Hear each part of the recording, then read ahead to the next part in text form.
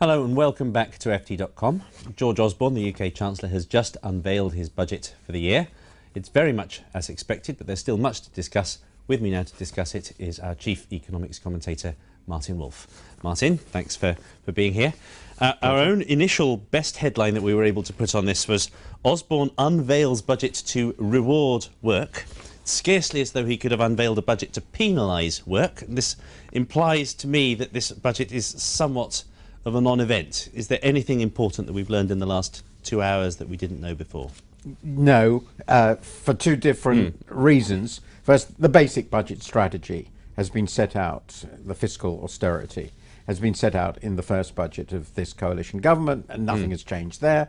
And second, it really couldn't have changed. It couldn't have changed. Yeah. It seems to be completely neutral. I haven't looked at all the detail, but it seems to be completely neutral, and the path and is it's continuing. Meant to be neutral. And there was quite a big shift made in the autumn because the Office of Budget Responsibility changed its forecast. Apparently, they're not changing them again. So that's we knew already, and there's no change there. In addition, pretty well everything in this budget, as far as I can see, was leaked. Nothing like Purdah of the old days at all, the old was it? budget Purdah is really history, and no doubt that's partly because we have a coalition government. So the result is neither in the big picture of what we're going to do in the UK, nor even in the details, with a very few exceptions, is there anything surprising. We knew it all. OK, now it's always nice to be able to say that and really mean it, that we did know it all. Let's look at one of the more trailed measures that is a bit more contentious, which is the attempt to reduce corporation tax. I mean, is there really a decent argument that this has been holding UK industry back, and is this the measure to help stimulate the economy that Mr Osborne obviously wants us to think it is? I honestly can't see why. He has announced that he's going to go in the end for a 20p rate, now going to be 24p, started at 28p. Yeah. It's a sort of flagship thing. Maybe it has some morale effect, God knows. But I can see some real problems with this. First of all, it's part of a sort of global competition to lower the rate of tax on capital, which I think in current circumstances is really very perverse, and it's a zero-sum game. Yes, precisely. It's clearly beggar thy neighbour. And if a big country like us is in it, it's going to push others in the same direction. Secondly, given the interaction, which is very complicated with the personal income tax, it's going to encourage corporate retentions and corporate retained earnings rather than distribution. It's going to lower the tax as long as you don't distribute, and that is going to exacerbate the biggest macroeconomic black hole in the UK, which is corporate retentions. I would have gone for measures to encourage investment by corporations and encourage distributions. So it gets to the shareholders, they can put it somewhere else. But in fact, we're doing the reverse here. So that disturbs me too. And the final argument, of course, is that it's going to lead to, presumably, to a lot of corporations to set up headquarters here. We don't really get that much out of it. We only tax corporate income in the UK. We don't tax corporate income, at least not really, generated outside the UK. Yes. So if a headquarters comes here, but the activity continues to be abroad, it's not going to contribute much to us. So I can't see any strong argument for this, though it's going to be clearly very popular with some business quarters. Well, I mean, and it plays into the arguments that pension funds are complaining about as well. Everybody wants more dividend yield, more disbursement of cash from companies, and there are issues. Apple has obviously been in the news in the last few days. Apple, with all the cash it has stuck outside of the US. Now, I mean, another issue that was perhaps non-completely obvious concerns stamp duty. He didn't absolutely have to raise stamp duty quite as aggressively as he has on people at the top of the income scale, or rather at the top of the price scale for houses.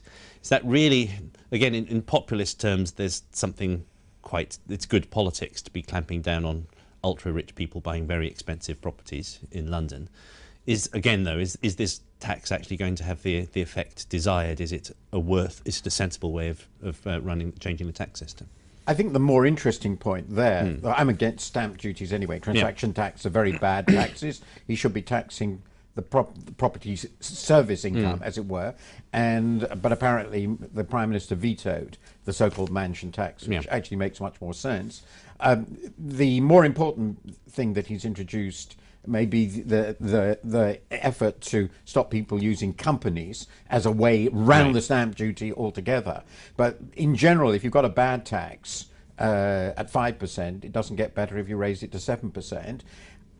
Politically, of course, the really big thing here is he's got to do something to shield himself from the argument that by lowering the top rate of tax from 50p to 45p, he's giving huge benefits to multimillionaires, and so he's got to hammer them, and this is a sort of very visible way of doing so. But stamp duty is a bad tax, and I would have liked something much more considered on how we should tax land, in my view, and property, but there's nothing there. It's a very disappointing set of political gestures. Yeah, exactly, political as opposed to economic gestures. I mean, I suppose one final question, given that the economic strategy was so fixed, has anything changed?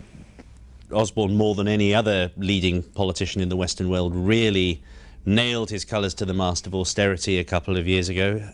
The debate may have been running against him somewhat with the change in forecasts, the fact that we're not going to get back into surplus by the next election now.